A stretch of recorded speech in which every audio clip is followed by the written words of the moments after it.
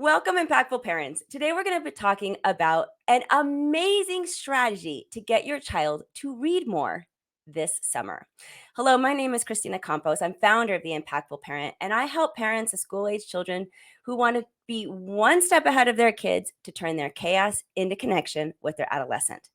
I'm a mom of 4 kids, a teacher that has taught every grade from preschool through high school. And today I help moms and dads like yourself to navigate the exhausting, confusing, frustrating, but rewarding world of parenting. So, welcome to The Impactful Parent. And today I have a special guest. His name is Ramon Gil. And Ramon is a cartoonist with his own graphic novel about teen scientists who go on adventures, and this is called The Whiz Kids from Darpa. These teen scientists use STEM strategies to save the day. And Raymond also writes early reader books for children. Now, today, Raymond and I are going to be discussing how you can use graphic novels to support your child's reading skills and foster a love of reading. So put aside those misconceptions you may have about comics and that you might have had when you were a kid, and open your mind to a different kind of reading material that your child is not only going to enjoy, but will be asking you for more and more novels throughout their summer vacation.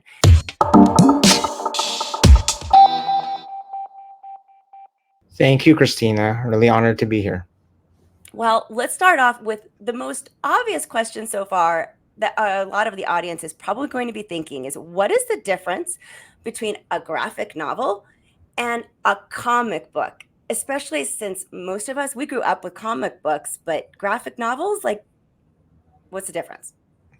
Well, throughout the, I guess, 40s, 50s, 60s, 70s, and 80s, and even the 90s, comic books were these about 20 to 24-page magazines with a story often serialized. So you would have to watch or you would have to read the comic books in a series, like they're always to be continued, right?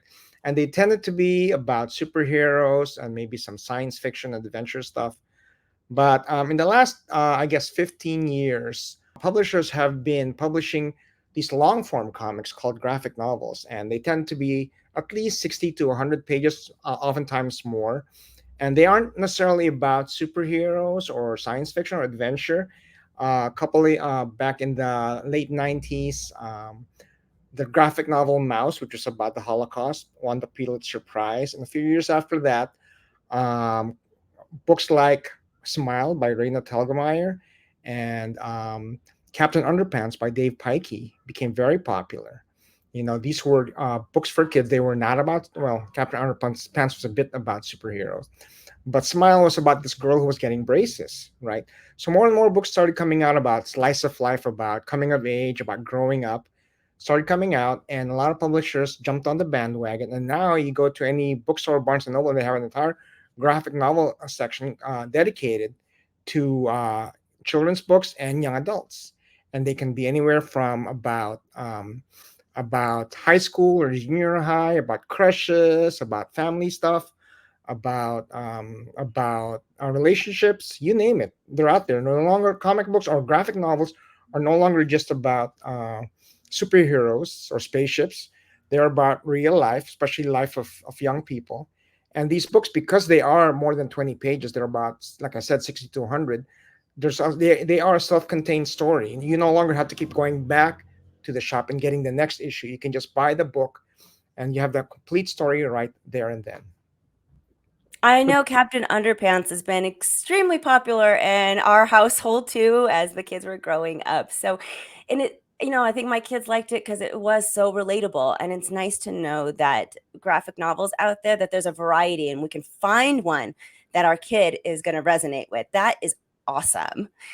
So, how do you believe that graphic novels then can help encourage children to read more and develop their love of reading other than, getting their favorite subject? And of course, with something like Captain Underpants, it was just like it spoke the kid language. So I guess they got it. What else Well, do you think about that? well, if you think about it, you go from you're a kid, you go from reading picture books, and all of a sudden you're expected to read these prose books with with very dense pages full of lots of words. It can be a jarring transition for a lot of kids. But graphic novels are a great transition because it combines words with pictures.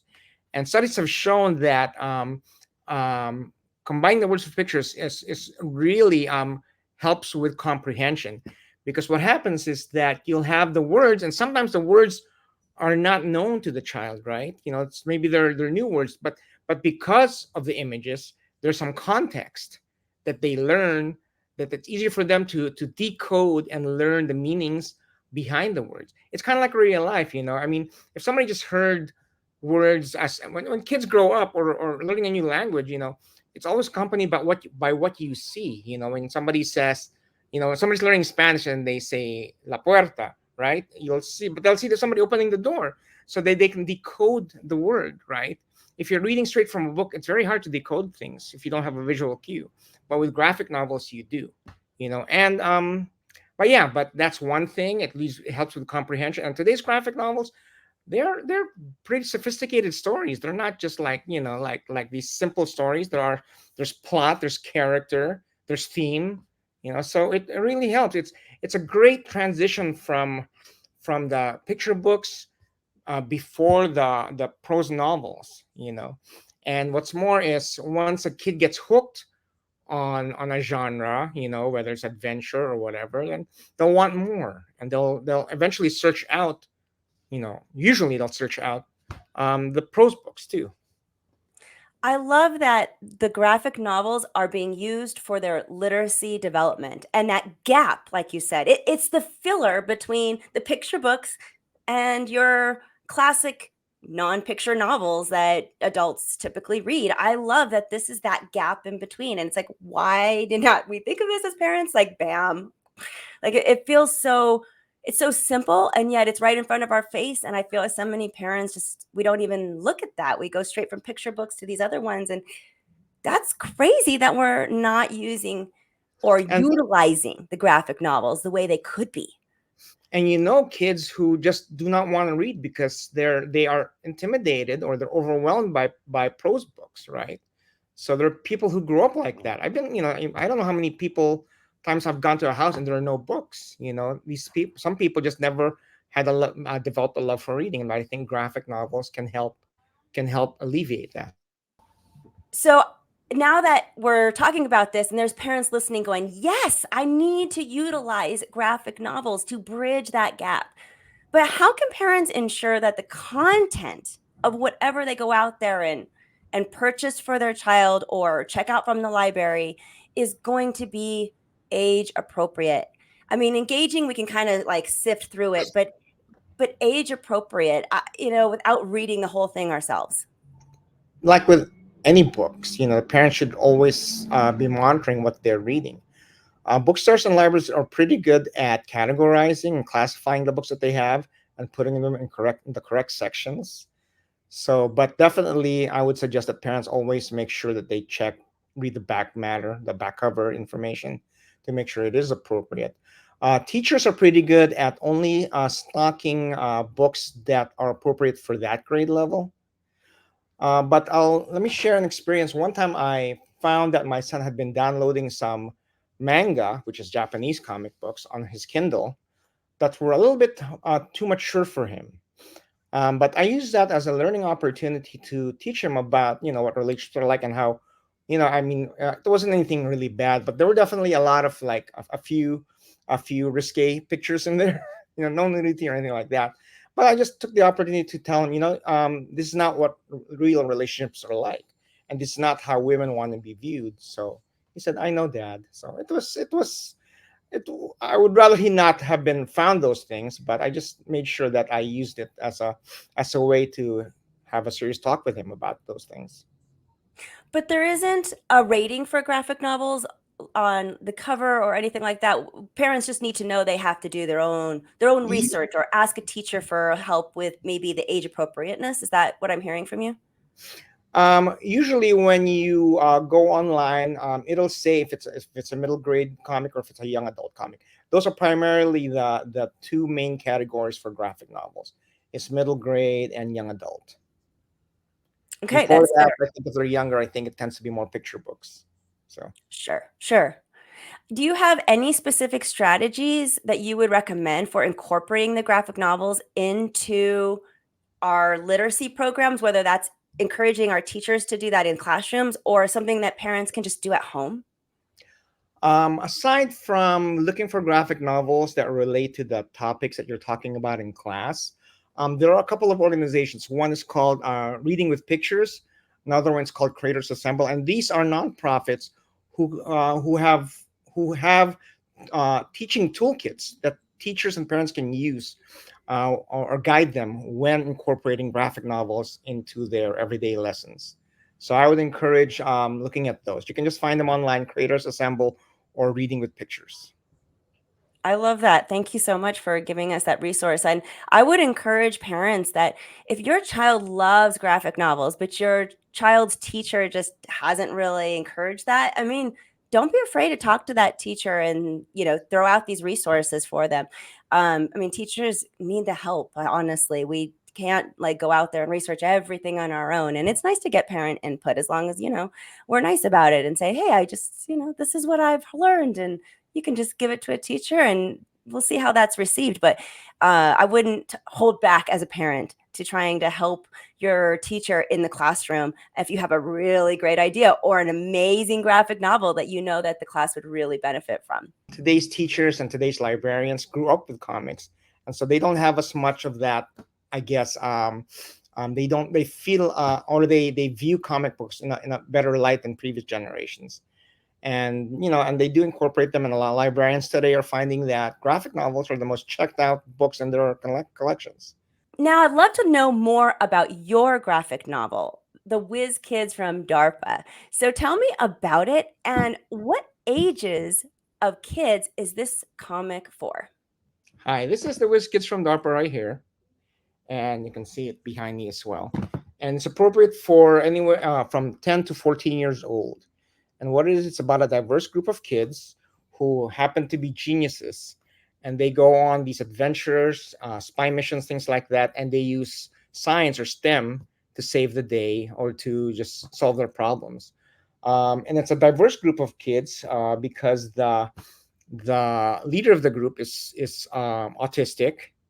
The hacker, which is the second command, they're transgender, and I've got an African Hawaiian, I guess, engineer, weapons engineer, and then I've got a Latina linguist who used to be a former spy, and I've got a talking bear. So it's That's pretty diverse, fantastic. and a lot of these characters are based roughly on people I know or people in my family. My child is a little bit on the spectrum, and my daughter is non-binary. So, and the Hawaiian engineer, African Hawaiian engineer. I'm not African, but I have an affinity for the culture, and I am always scientifically curious. Science has been a big part of my life. So yeah, so that's what it's about, and those are the characters. And a lot of the dialogue is very snarky, so which I think sort of appeals to that age group. And there's a lot of focus also on the relationships between the characters, because I think um, in the end, that's the kind of thing that people really gravitate to, is how people relate to each other. That sounds so interesting. What kind of adventures and things do they do? Can you give me a snippet Sure. example? Like at one point, they are in the middle of the forest fire, and it just so happens they brought their music equipment with them, and a new technology today is using sound waves to put out fires. So they use their music equipment to put out the forest fire. So that's one adventure. Another adventure was there was going to be a mudslide, and what they did was they froze the soil so that it was no longer porous. It was solid, right? So all the every chapter introduces a new scientific concept, which is real life science, and every chapter ends with a QR code you can scan and you can read more about that science.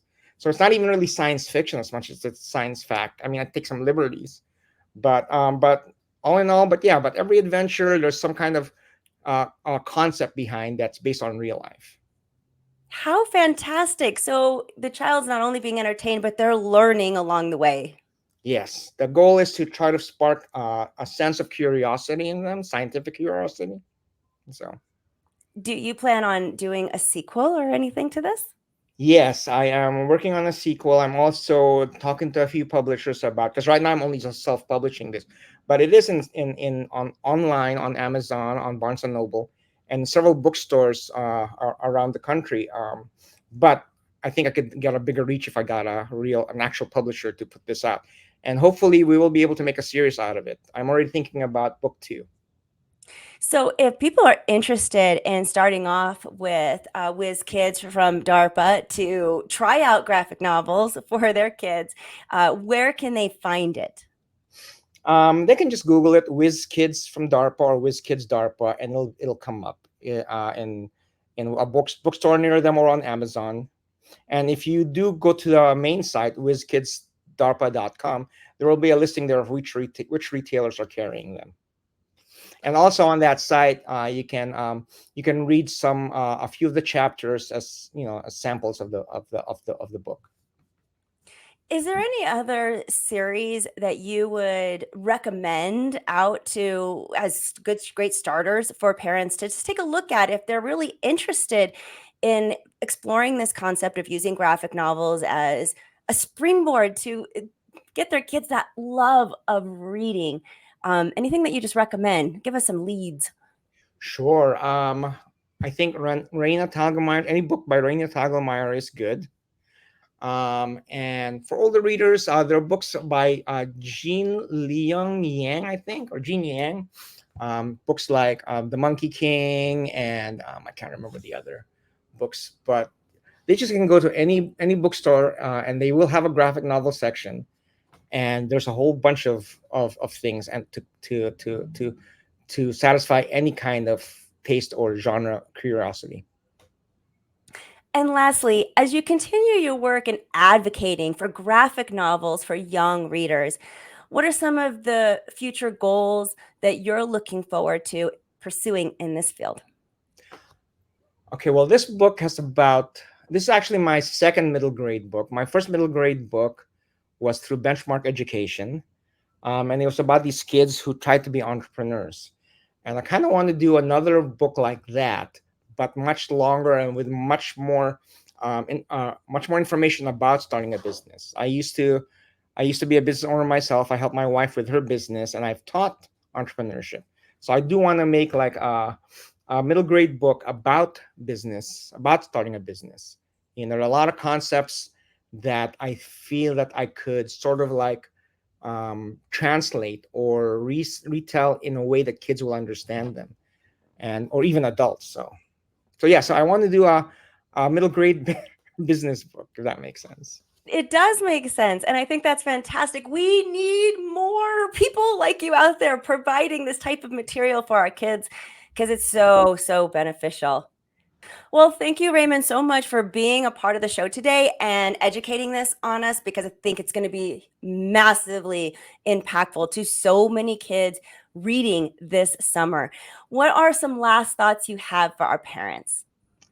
I think I'd like to remind parents that in this age of of social media, TikTok, YouTube, iPads, computers, video games, getting kids to read is very important, and graphic novels do a great job of getting kids to read. So, and kids prefer to read things that they choose on their own. So if your child wants to read graphic novels, don't discourage them. They're reading, let's just grab it, take it, appreciate, that they are actually doing something besides just staring at a screen.